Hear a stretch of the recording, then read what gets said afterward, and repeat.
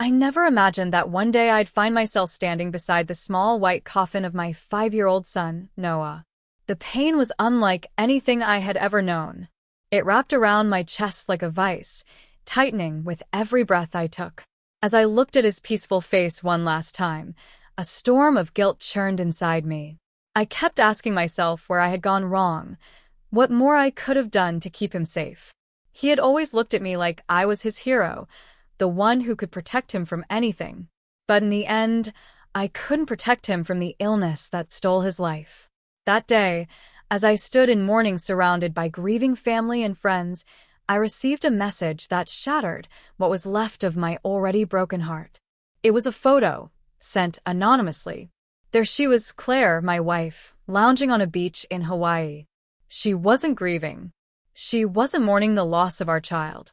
While I was holding our son's lifeless hand in the hospital, she had been sipping cocktails on a tropical vacation. The betrayal cut deep. She had told me she needed time alone to cope, that she couldn't handle seeing Noah like that. But the truth was, she wasn't coping. She had abandoned us both. As the priest spoke gentle words over Noah's grave, my mind was a battlefield. My heart ached from losing my son, but now it also burned with the sting of betrayal. I tried to remain composed, but my clenched fists and hollow eyes told a different story. I felt the eyes of others on me, some offering pity, others suspicion. I didn't care about their opinions. My world had already ended. What more could they take from me? In the days that followed, I tried to piece together the remnants of my life. That's when I came across a document that would change everything, a life insurance policy. At first, I didn't think much of it, just paperwork from the pile of things left behind by the hospital and funeral home.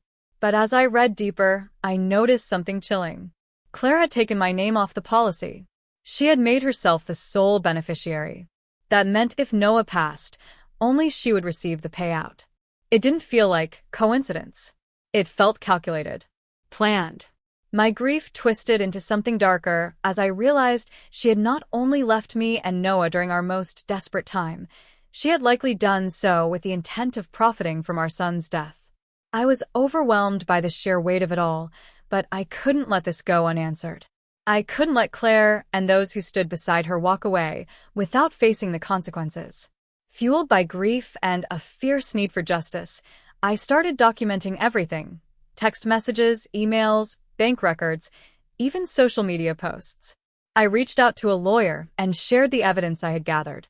We began building a case, slowly and methodically. Claire and her family had tried to strip me of everything I cared about, and now they would face the truth in a courtroom. But as the legal battle unfolded, the emotional toll nearly broke me. Each deposition, each court date, felt like reopening the wound of Noah's death.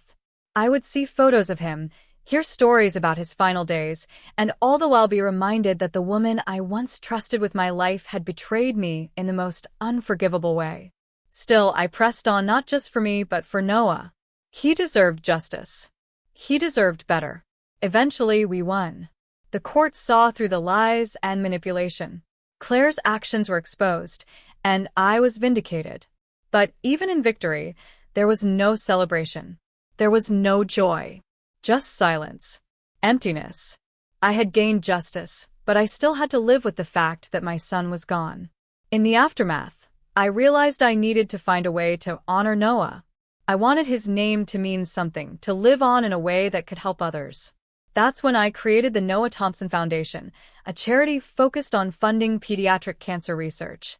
I poured my heart and soul into it. If I couldn't save my son, maybe I could help save someone else's. Every donation, every child helped, became a small light in the darkness that had overtaken my life.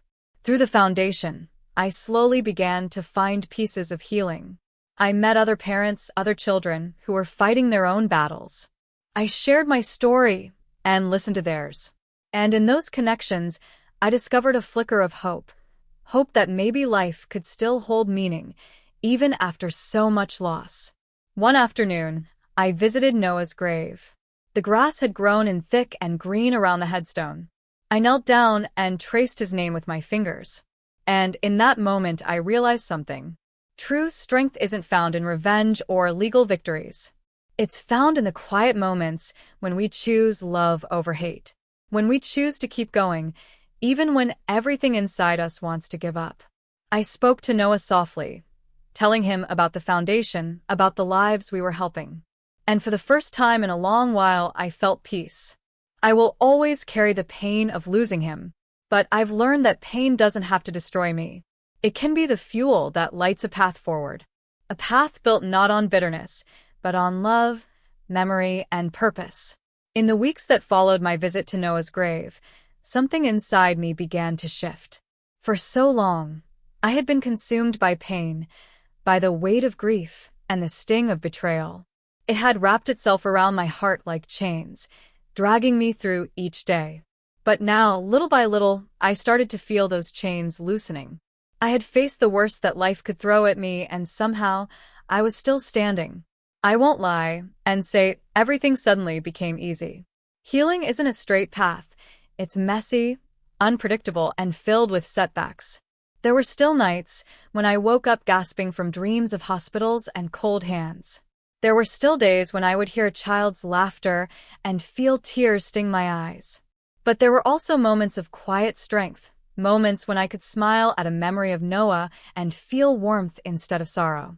The Noah Thompson Foundation became more than just a project. It became my lifeline.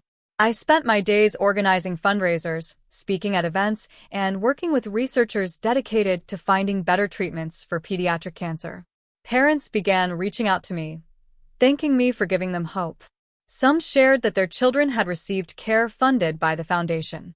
Each message felt like a small victory, like a way for Noah's light to shine through the darkness. I began to understand that healing wasn't about forgetting what had happened. It was about carrying the love forward, letting it shape who I would become. I made a promise to Noah, one I whispered often in quiet moments, that I would live the kind of life he could be proud of, that I would help others the way I once wished someone could have helped us. Over time, I also had to come to terms with my relationship with Claire.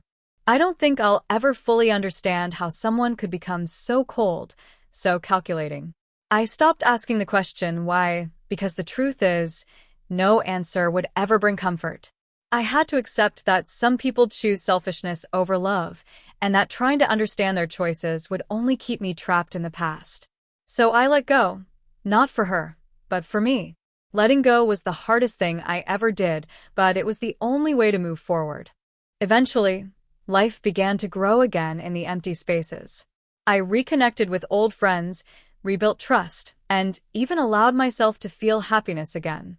I traveled, spoke at medical conferences, and found ways to celebrate Noah's birthday each year, not with sorrow, but with joy and remembrance.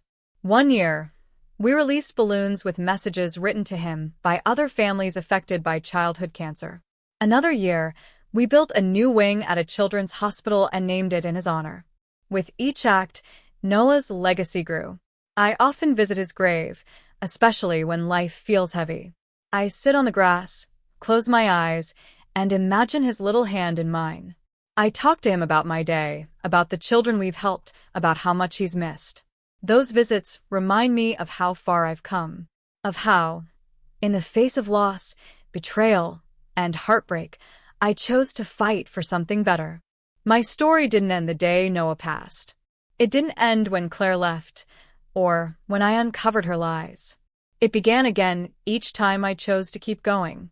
And through all the pain, one truth remained constant.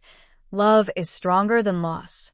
Love, in its purest form, doesn't disappear, it grows.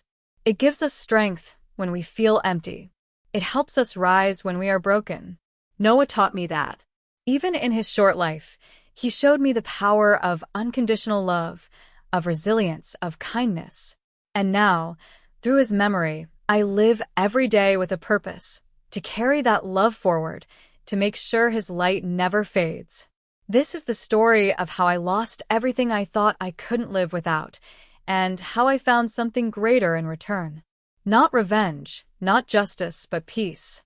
Peace that comes from knowing I honored my son, stood up for what was right, and built a life shaped not by tragedy, but by love.